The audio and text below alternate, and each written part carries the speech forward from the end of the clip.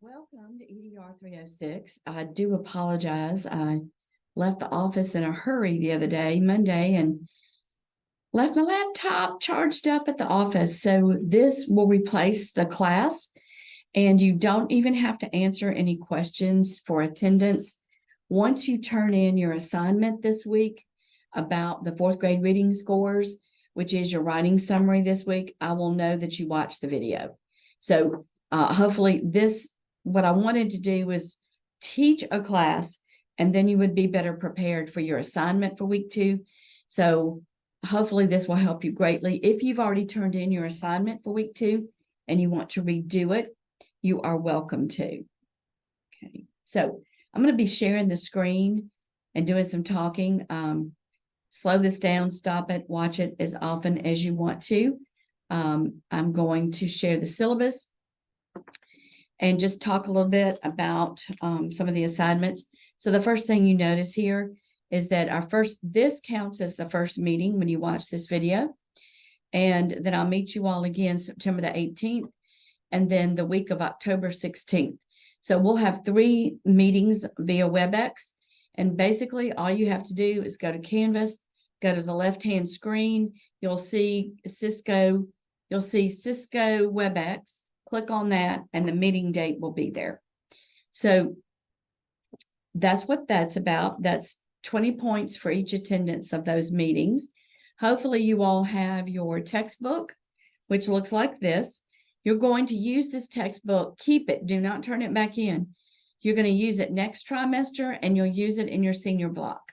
So this is a really good source to have at all times.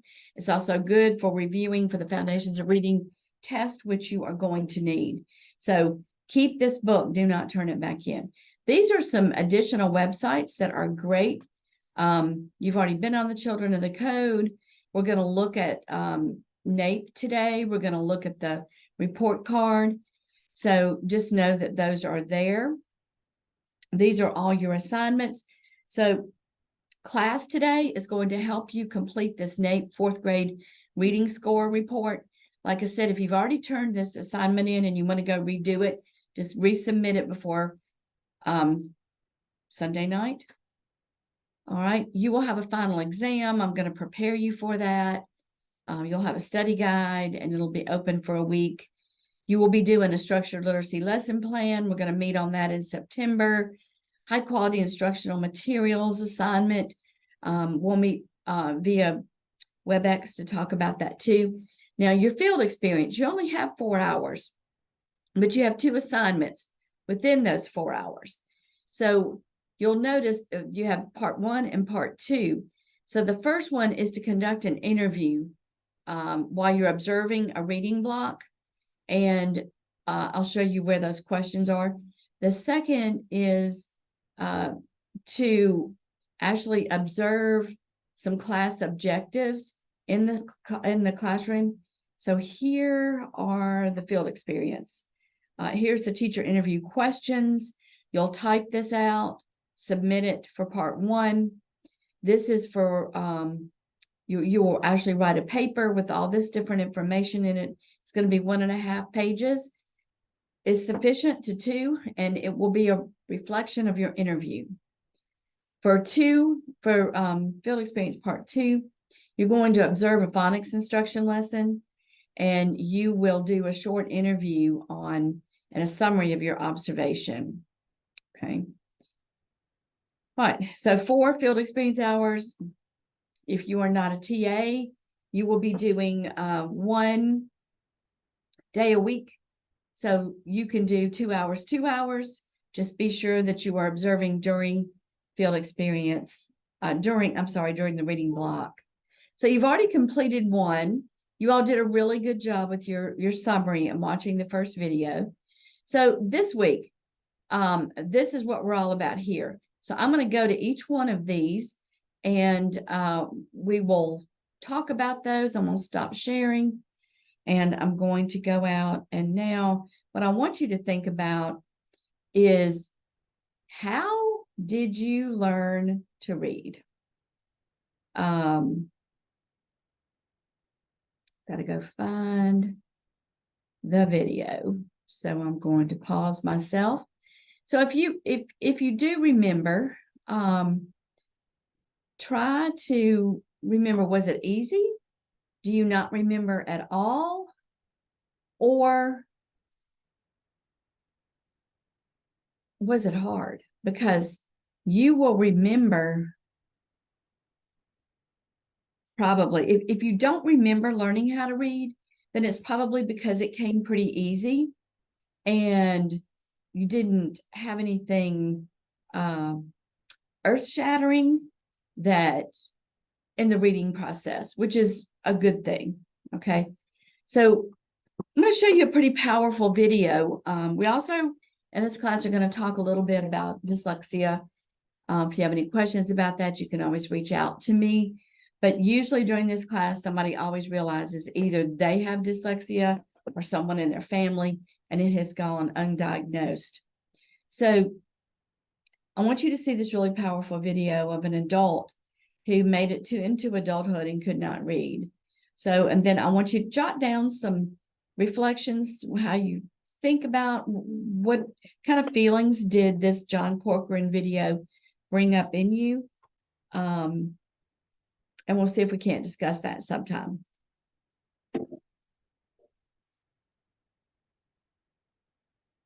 Meet Mr. John Corcoran, who could neither read nor write, but managed to graduate from college and teach school for 18 years. He was a success story by anyone's standards, a happy family man, a former school teacher, but his entire life was based on a lie.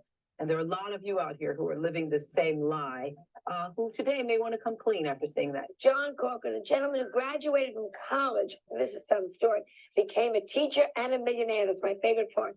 All without knowing how to read. He learned how to read at the age of 48.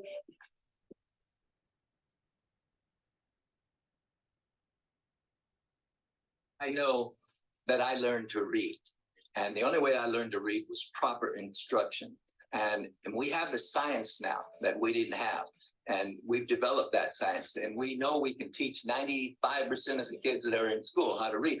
And to teach little boys and little girls like me how to read, write, and spell is proper instruction, and proper instruction comes from properly trained teachers, and they come from universities where they're properly prepared. Think of all the remarkable advances being made in the name of science.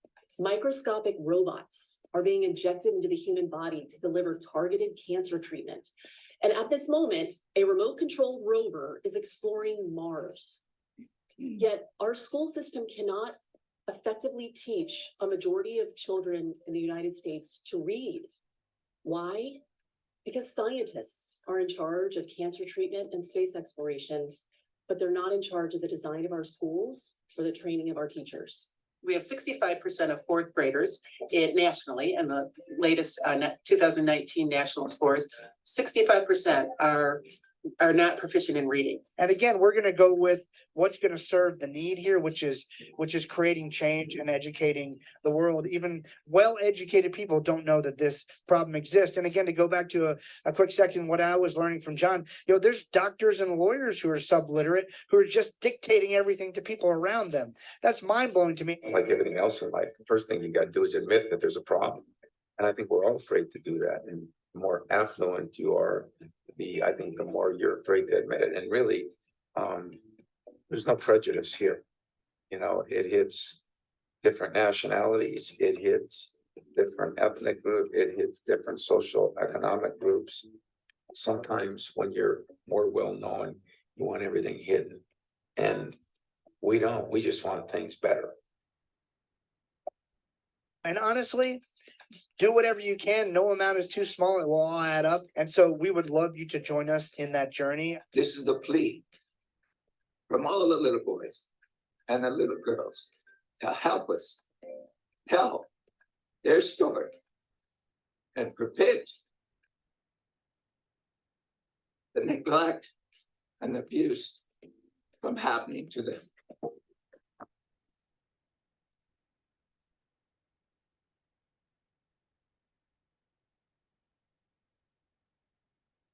Oh, pretty powerful, right? My goodness. So I'm going to give you just a minute to kind of absorb that and think about, you know, what's going on in Mississippi. We've made great strides, and our students in Mississippi, we have gone from number 50 to number 21.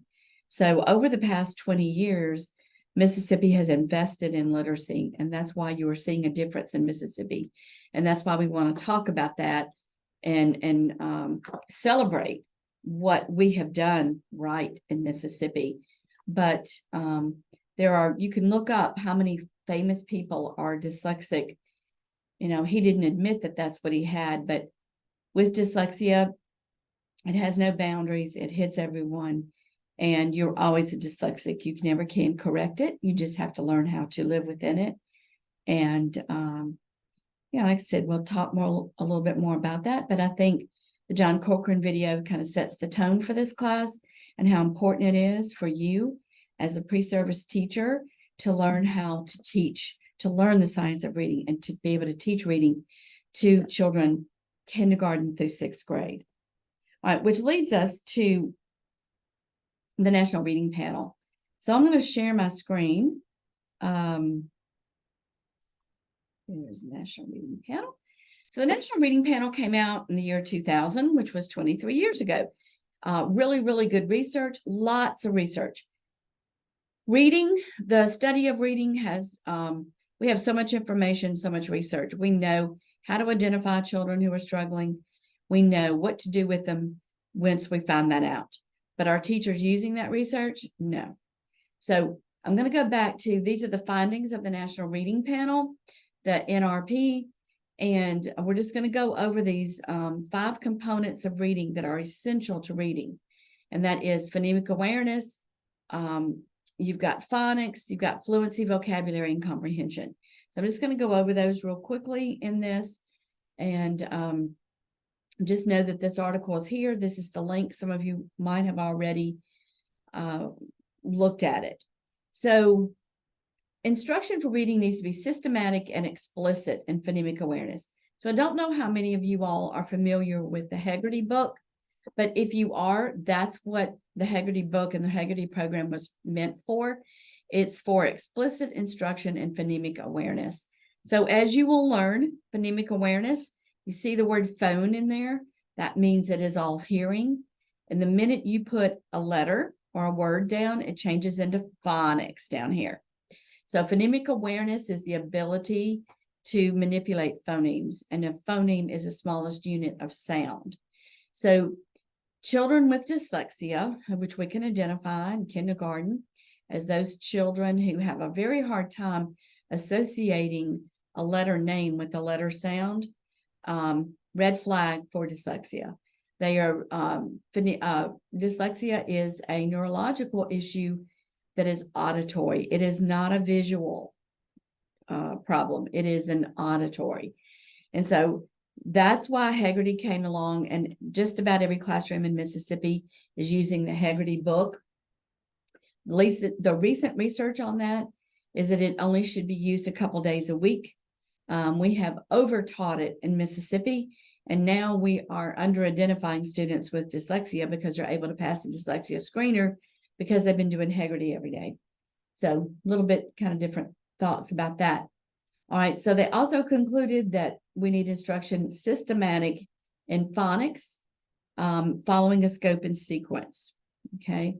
For oral reading, the best strategy for increasing fluency is guided oral reading, meaning the teacher is sitting there with the student, they're doing repeated readings, they're working on reading with expression and intonation. Basically, we read silently when we want to comprehend, but the best way to increase comprehension is to do the strategy of guided oral reading during small group instruction. Okay, so vocabulary, and it says here the best method for teaching vocabulary has not been identified, but you will find from Dr. Wyndham's class that vocabulary is best taught very explicitly. That means intentional, no more than 5 words per story, and students need to have a picture of the vocabulary word.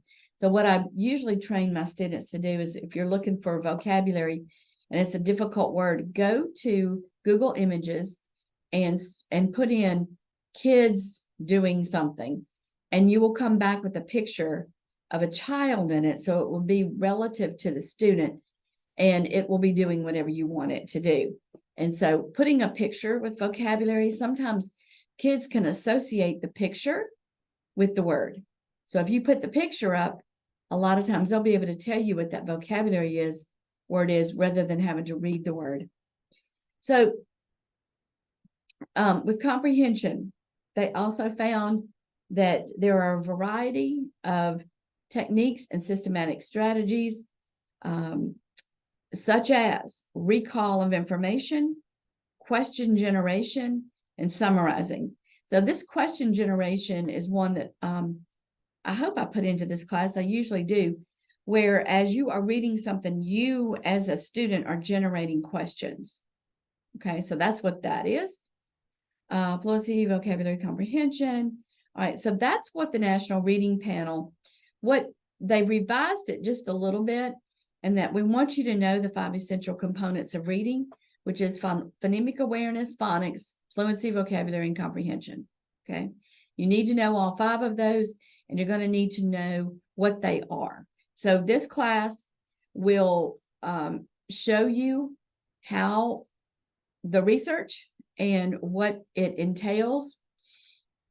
So that is information from the National Reading Panel. So we want you to remember, anybody that talks about the National Reading Panel, the information they're looking for is what we got from that information are the 5 essential components needed to teach children how to read.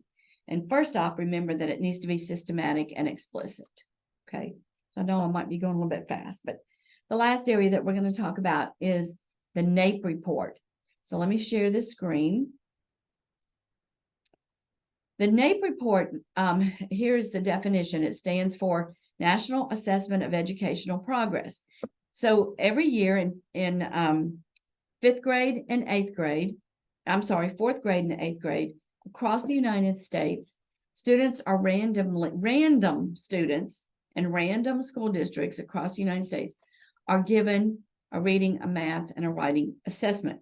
So today we're going to look at the ELA or reading, but before we do that, I want you to watch just a short little video on what the NAEP report card is. Success in education starts with examining what our students know and are able to do, so we can understand how prepared they are for life beyond high school. Success also comes from identifying educational strengths and weaknesses and recognizing where progress is being made. The National Assessment of Educational Progress, or NAEP, has been a lens to view success since 1969.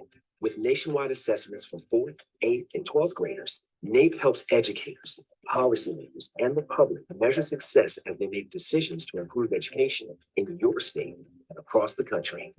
NAEP shows how achievement varies by different student groups, by some large urban districts, and by states, leading to important efforts that help raise the bar for student achievement. Your child's participation in NAEP makes certain the needs, experiences, and diversity of your community and its students are well represented. State assessments and criteria for success differ from state to state, while NAEP has the same assessment in every state. So NAEP provides the most reliable picture of student achievement across the nation and over time. That's why it's called the nation's report card. Today, NAEP measures more than subject knowledge. Digital technology allows NAEP to measure skills that cannot be measured as well on paper, such as problem solving. NAEP also explores factors related to success, including opportunities to learn in and outside of the classroom and teacher experiences. Just as parents are dedicated to improving their kids' chances for success, NAEP is dedicated to providing the dependable data that educators, policymakers, and parents use to improve education for our students and our nation. NAEP, the nation's report card. Okay. All right. So, oh, I do need to go back to that site. I totally forgot. Let me get back there because now, okay, we are going to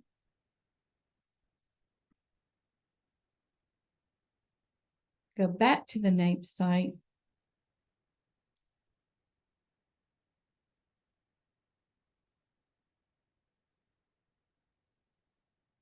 Okay, y'all give me just a minute and I'm going to go back to the NAEP site. And this is where you're going to get your information. I'm going to walk you through it for how to do your assignment for this week.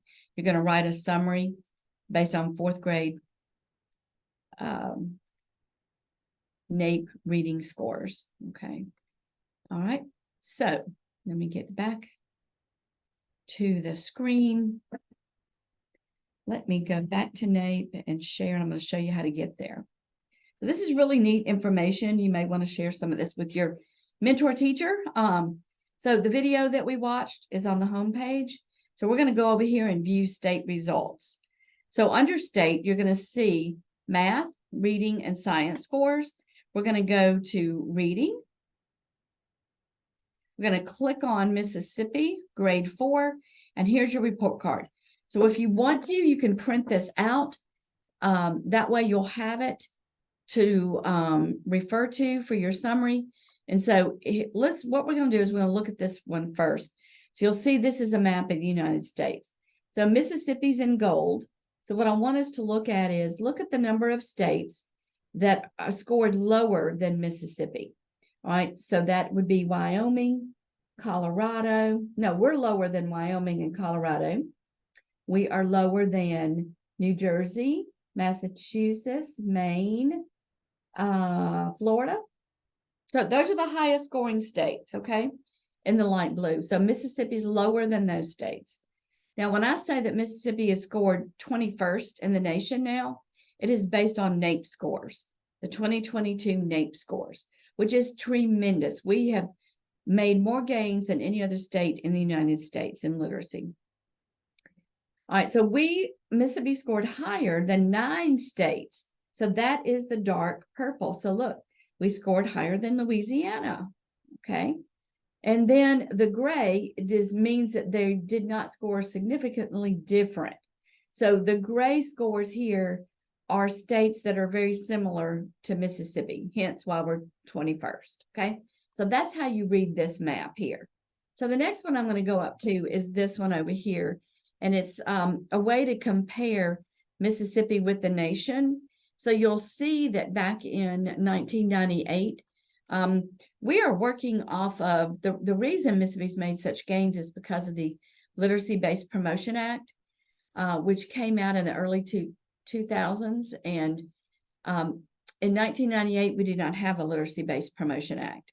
That act means that you cannot exit 3rd grade unless you're reading on 3rd grade level. Okay, so you're going to hear a lot of talk about that. Other states are trying to initiate that. We've had that since about 2012. Okay, which has helped us tremendously. So you'll see the average score in 1998 was 203. And then we went up to 219, then 217. Our 2022 score was 216, which you have to take into consideration learning loss from COVID. And in 2019, that was before COVID hit. So we did lose a little bit, but we kind of chalk that up to the COVID era. So you can put that in your report also. And so here's the key for this bar graph here. So advanced, we are in the 6%. Nationwide, there is about 8% in the advanced category. So we've got a little ways to go with advanced, but if you look at proficient, we have gone from 14% to 25%. This is where we've made the most gains. And nationwide, the percentage is at 24. So you'll see that we still do have way too many in below basic, way too many, but this is where we have shown the most gains here overall. So that's how you read that. So in your report, you're going to want to talk about 4th grade reading, and possibly list the states over here that are lower than us and states that are higher. However you want to write that, just up to you to capture it. This is you're going to compare percentages in advanced, proficient, basic, and below with Mississippi and with the nation, okay? This is just one of those charts that shows you from the year 2000, the gains. So if you look at Mississippi is the gold, look at the tremendous gains we have made. I mean, it's really, really incredible. We have been on a higher trajectory. When you look at the nation kind of peaked and now they're on their way down. So we do think this is all COVID related here and all the learning loss, but you might want to capture this also in your report. So I'm not going to read this, but this gives you an idea of what's going on in different student groups. If you want to capture that, you can. I'm going to say that use this report instead of this chart. I don't really want you to get into student groups. I want you to really notice what's going on in Mississippi versus the nation, okay? And not so much student groups. So I showed you how to get here. You might want to print this out so you have it. And this is what you will use for week 2's assignment. So hopefully you won't have any questions after this. If you do, ask yourself the question first before you send it to me. Always remember, I teach a lot of classes, so make sure you let me know what class you are in. If you're in 306, tell me your class. If you're in Hattiesburg 306, you're in Tradition 306, so I know where to go find you in Canvas, okay? I appreciate that, and I hope you've enjoyed the class. I hope this helped with the assignment this week. I will not grade anybody's assignment, so typically I start grading on Sundays, those that turn in early. And if I see a pattern, I will let you know so that you have time to make changes by midnight Sunday. But this week, because you'll be watching this, I won't do any grading until Monday morning. So hopefully your latest submission will be the one that I will grade. All right, good luck and enjoy the class.